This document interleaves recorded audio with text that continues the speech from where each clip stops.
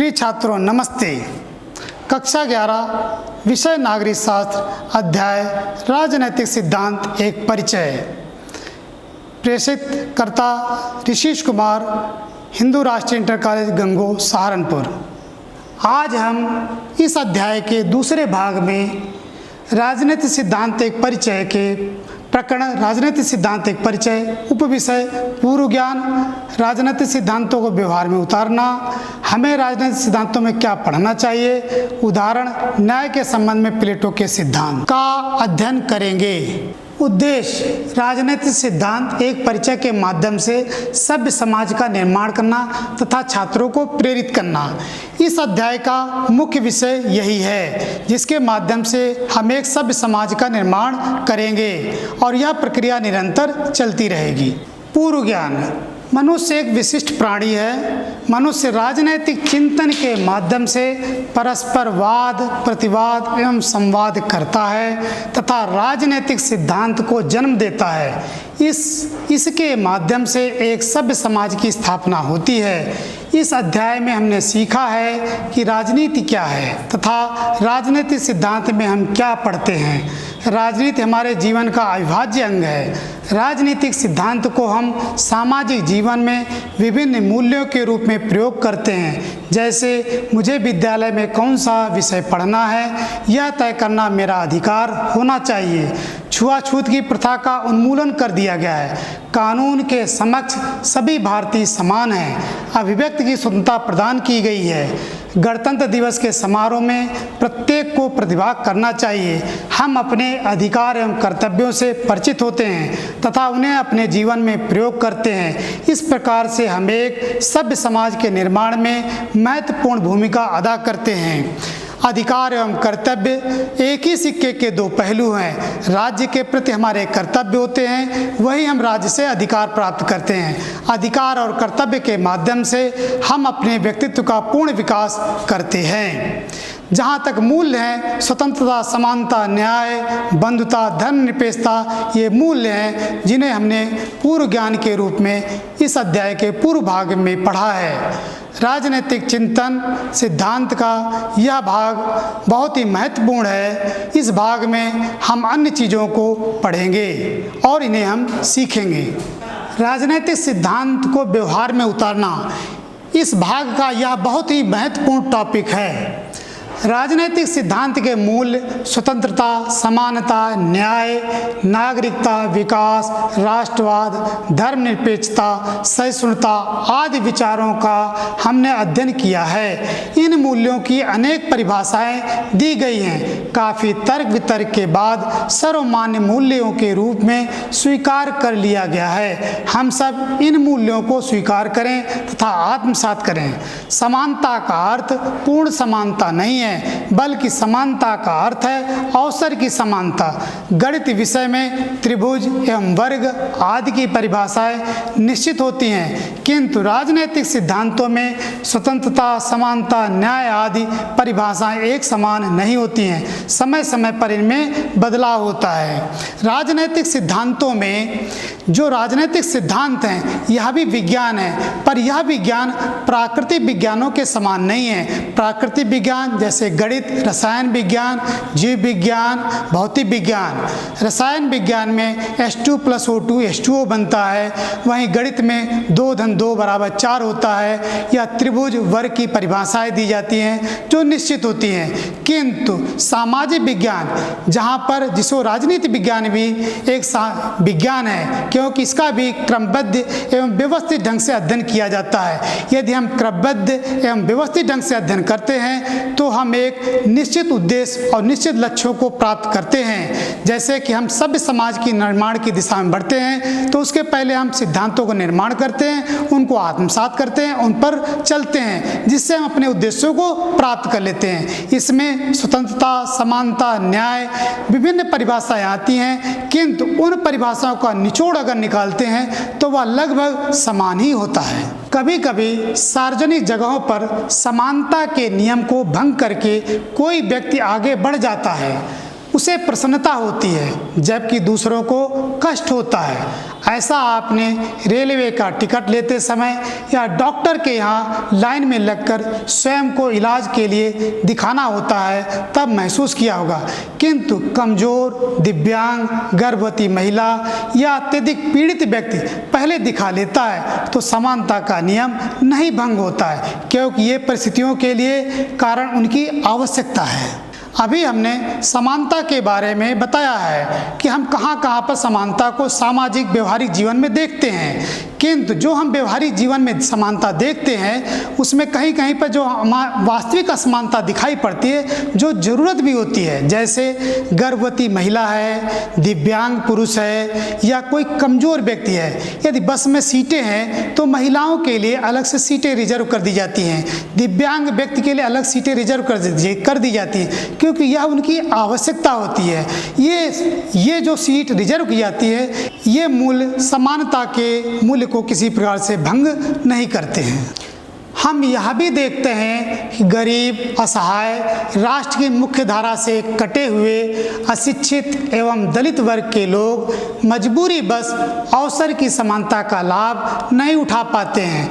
ऐसी परिस्थिति में सरकार के द्वारा ऐसी व्यवस्था की जाए जिससे असमानता के कारण जो लोग अवसर का लाभ नहीं प्राप्त कर पाते हैं उन्हें भी समान अवसर का लाभ मिले। भारतीय संविधान में अनुच्छेद 21 का के अंतर्गत 6 से लेकर 14 वर्ष के बच्चों को निःशुल्क एवं अनिवार्य शिक्षा का प्रावधान किया गया है, किंतु यह एक औपचारिकता मात्र रह गया है, क्योंकि गरीबी एवं भूख के कारण बच्चे शिक्षा नहीं ग्रहण कर पाते हैं। अतः सरकार के द्वारा मिड डे मील के अतिरिक्त भी सोचना चाहिए ताकि शिक्षा ग्रहण करने की अवसर की समानता मिल सके। समानता का अधिकार तभी पूरा हो सकता है जब राज्य के सभी नागरिक शिक्षित हों। शिक्षित नागरिक ही अपने व्यक्तित्व का पूर्ण विकास कर सकता है।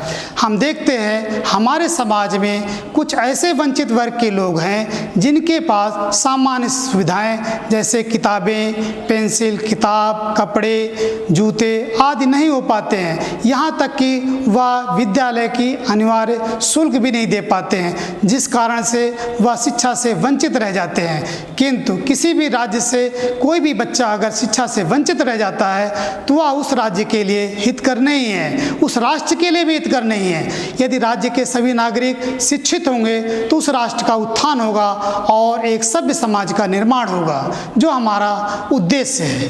भौतिक संसाधनों का न्यायोचित बंटवारा न हो पाने के कारण बहुत से प्रतिभाशाली बच्चे एवं नागरिक अपनी प्रतिभा का प्रदर्शन नहीं कर पाते हैं। ऐसी असमानताओं को दूर किया जाना चाहिए ताकि प्रतिभावान व्यक्ति अपनी प्रतिभा का प्रदर्शन कर सके। वंचित वर्ग के लोगों को समानता का अवसर दिलाने के लिए सरकार के द्वारा उनके लिए अतिरिक्त प्रयास किए जाने चाहिए। आर्थिक सहायता के साथ साथ आरक्षण राजनीतिक संस्थानों एवं सरकारी नौकरियों में दिया जाए। आर्थिक समानता के बगैर राजनीतिक स्वतंत्रता खोखली एवं अधूरी है। सभी राजनीतिक मूल्य तब पूरे होंगे जब आर्थिक स्वावलंबन की दशा तैयार हो गई हो। हम देखते हैं कि हमारे समाज में कुछ लोगों के पास बहुत अधिक धन हो जाता है, अर्थात धन का केंद्रीकरण हो जाता है, और समाज का बहुसंख्यक वर्ग अर्थात 90% का वर्ग ऐसा है जिसके पास धन का अभाव है। वह मूलभूत आवश्यकताएं, रोटी, कपड़ा, मकान जैसी चीज़ों की पूर्ति नहीं कर पाता है। अर्थात इन मूलभूत आवश्यकताओं की पूर्ति न हो पाने के कारण वह शिक्षा, जो बहुत ज़रूरी चीज़ है, उसको नहीं प्राप्त कर पाता है। इसलिए सरकार के द्वारा ऐसा प्रयास करना चाहिए जिससे समाज के जो वंचित वर्ग लोग हैं, जो हाशिए पर हैं, उनकी भी मूलभूत आवश्यकताएं पूर्ति हो सकें और वह शिक्षा जैसी मूलभूत आवश्यकता को सुलभता से प्राप्त कर सकें, जिससे वह अपने व्यक्तित्व का निर्माण कर सकें, राष्ट्र में अपना योगदान कर सकें और एक सभ्य जीवन का निर्माण हो, एक सिविल सोसाइटी का निर्माण हो। यही हमारा उद्देश्य है। क्या समानता का अर्थ पूर्ण आर्थिक समानता का है? नहीं, समानता का अर्थ अवसर की समानता है। सरकार के द्वारा ऐसी परिस्थितियां बनाएं जिससे सभी लोग अवसर का समान लाभ उठा सकें। इस अध्याय का दूसरा महत्वपूर्ण टॉपिक है, हमें राजनीतिक सिद्धांत क्यों पढ़ना चाहिए। राज्य के प्रत्येक व्यक्ति को राजनीतिक सिद्धांतों का अध्ययन करना चाहिए। राजनीतिक सिद्धांतों को पढ़ने वाला व्यक्ति ही अपने अधिकारों की मांग कर सकता है, अपने कर्तव्यों का निर्वहन कर सकता है। केवल शिक्षक, वकील, जज, पत्रकार, सोशल एक्टिविस्ट को ही राजनीतिक सिद्धांत नहीं पढ़ना चाहिए, बल्कि सभी को इसलिए पढ़ना चाहिए ताकि कोई व्यक्ति या संस्था उनका शोषण न कर सके। हम देखते हैं बचपन में गणित, भौतिक विज्ञान, जीव विज्ञान और बहुत से कला जैसे विषयों को पढ़ते हैं, किंतु उन सभी चीज़ों का जिनका हम अध्ययन करते हैं हमारे जीवन में उपयोग नहीं हो पाता है। इसी प्रकार से राजनीतिक सिद्धांतों को भी पढ़ना बहुत ज़रूरी है। यदि हम राजनीतिक सिद्धांतों को पढ़ेंगे तो हमारा शोषण नहीं हो सकेगा, हम अपने व्यक्तित्व का निर्बाध रूप से विकास कर सकेंगे।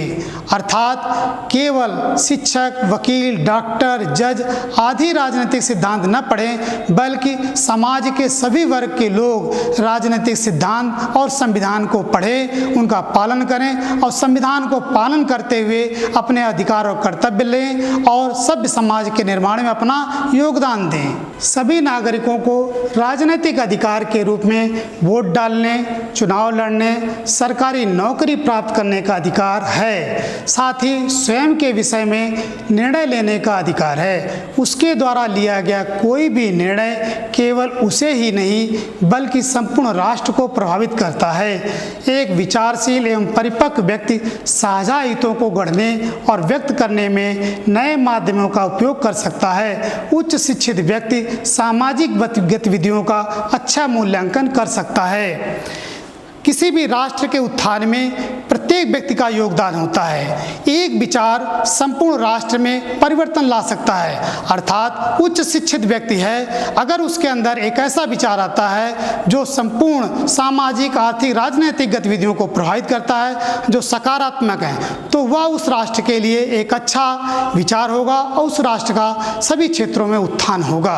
इसलिए सभी के लिए शिक्षा आवश्यक है और सभी के द्वारा यानी किसी भी व्यक्ति के द्वारा लिया गया निर्णय उसको भी प्रभावित करता है और संपूर्ण राष्ट्र को भी प्रभावित करता है। यदि उसके द्वारा अच्छा निर्णय लिया गया है तो उसको और राष्ट्र को प्रभावित करता है, अगर उसके द्वारा कोई बुरा निर्णय लिया गया है तो वह भी उसको और संपूर्ण राष्ट्र को नुकसान पहुंचाता है। इसीलिए सभी व्यक्तियों को, सभी शिक्षित व्यक्तियों को अच्छी शिक्षा प्राप्त करनी चाहिए और सदैव ही सकारात्मक निर्णय लेने चाहिए जो उसके लिए और संपूर्ण राष्ट्र के लिए हितकारी हों और एक सभ्य समाज के निर्माण में सहायक हों। स्वतंत्रता, समानता और धर्मनिरपेक्षता आदि हमारे जीवन को बहुत अधिक प्रभावित कर रहे हैं। सार्वजनिक प्रतिष्ठानों में जाति, धर्म, लिंग आदि के आधार पर भेदभाव, मजबूरी मनुष्य को मनुष्य नहीं रहने देती है बल्कि पशुओं से भी ज़्यादा बुरा बना देती है। अर्थात हमारे समाज में देखने के लिए अभी भी मिल रहा कि बंधुआ मजदूरी होती है। अर्थात उनको न तो स्वतंत्रता मिल पाती है, न समानता मिल पाती है, न शिक्षा मिल पाती है और बहुत सारे लोग हैं जिनके ऊपर धार्मिक रूप से उनको दबाया जाता है, तो जो धर्मनिरपेक्षता का मौलिक अधिकार दिया गया उससे भी वो लाभान्वित नहीं हो पाते हैं। तो ऐसी परिस्थिति में उनके ऊपर पशुतापूर्ण जैसा व्यवहार किया जाता है। हमने देखा है कहीं कहीं पर जो वंचित दलित वर्ग के लोग हैं उन्हें पशुओं से भी ज़्यादा लोग पीटते हैं और उनसे अमानवीय कार्य कराते हैं। यह नहीं होना चाहिए। एक सभ्य समाज में इसके लिए कोई जगह नहीं है।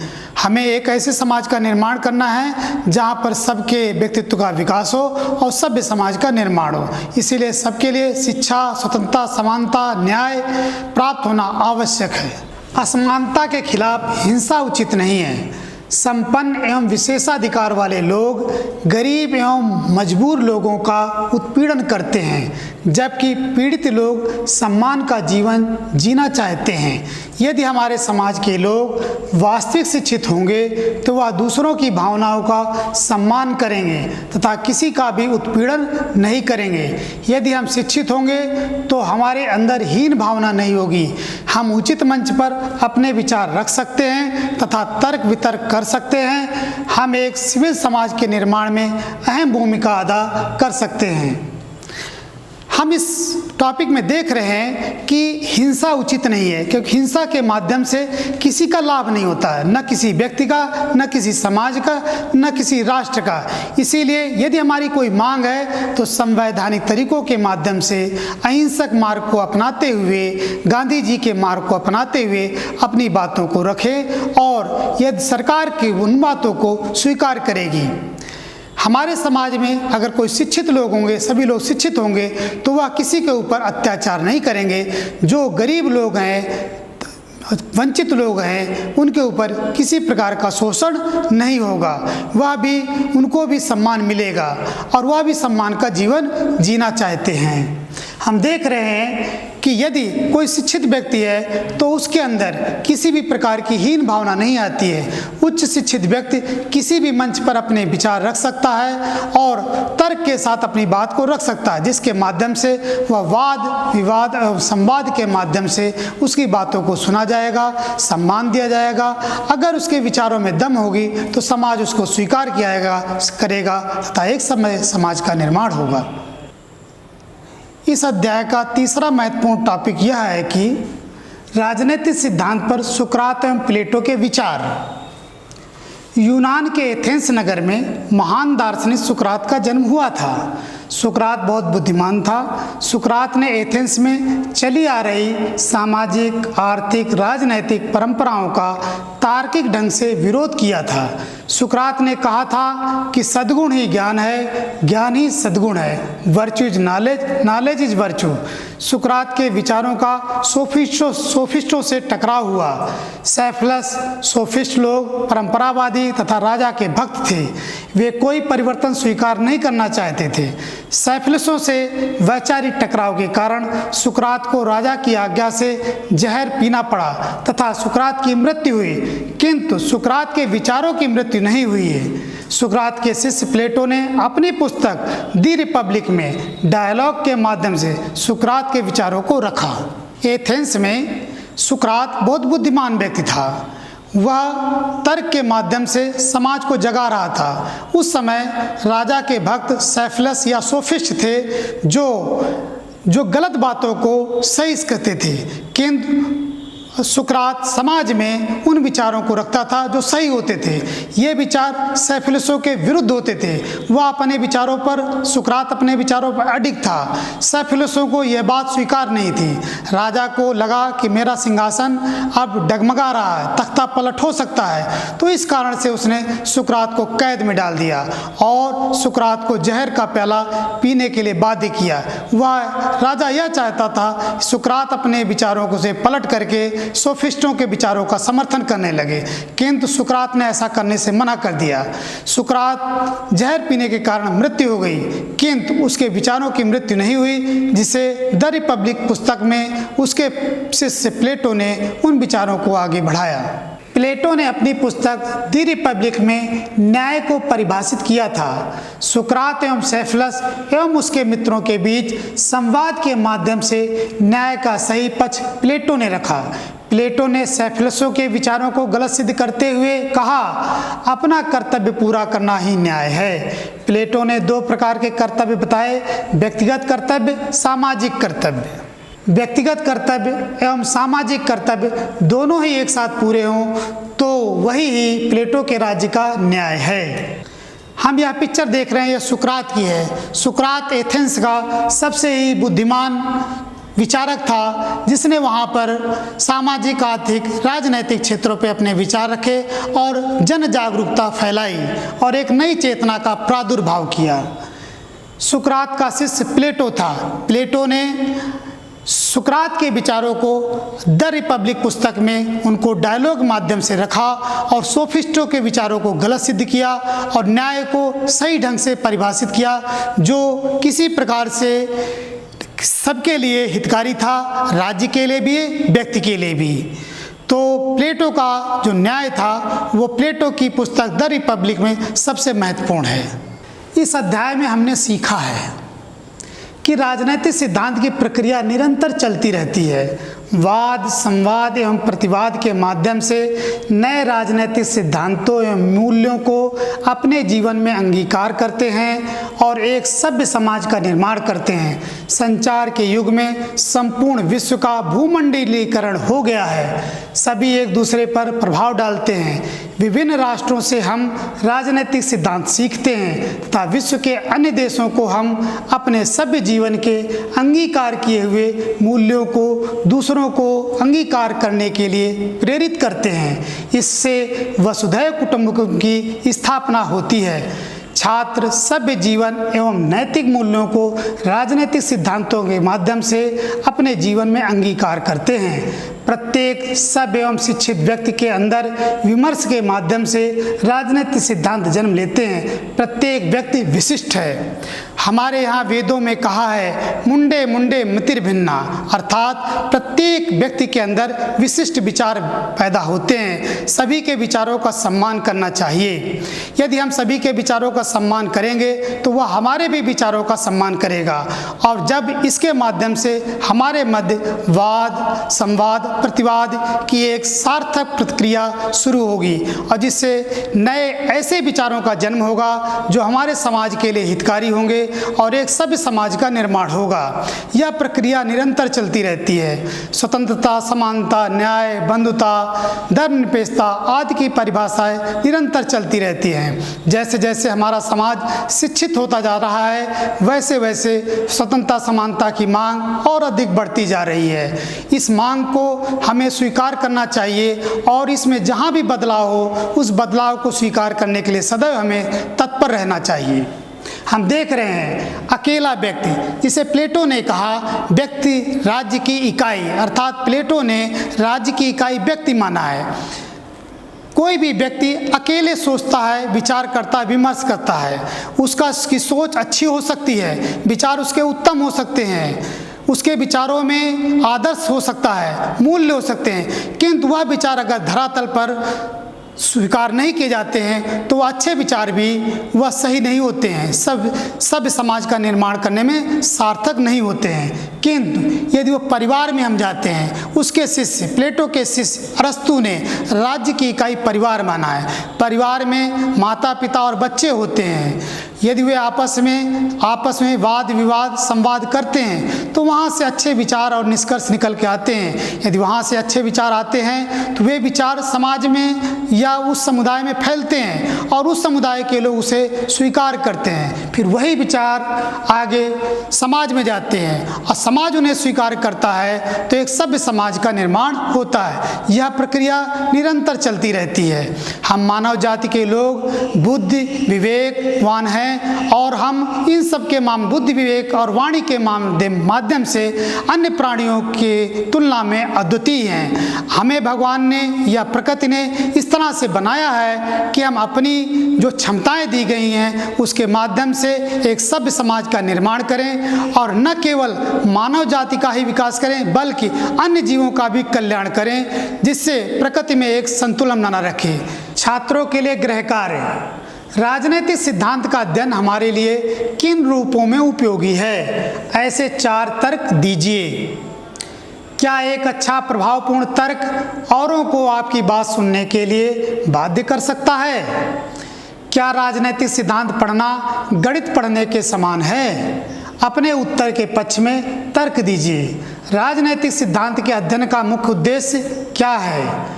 आपके जीवन को कौन से राजनीतिक सिद्धांत प्रभावित करते हैं? द रिपब्लिक पुस्तक के लेखक कौन हैं? प्लेटो का न्याय क्या है? आज इस अध्याय का द्वितीय भाग समाप्त होता है। धन्यवाद। जय हिंद, जय भारत।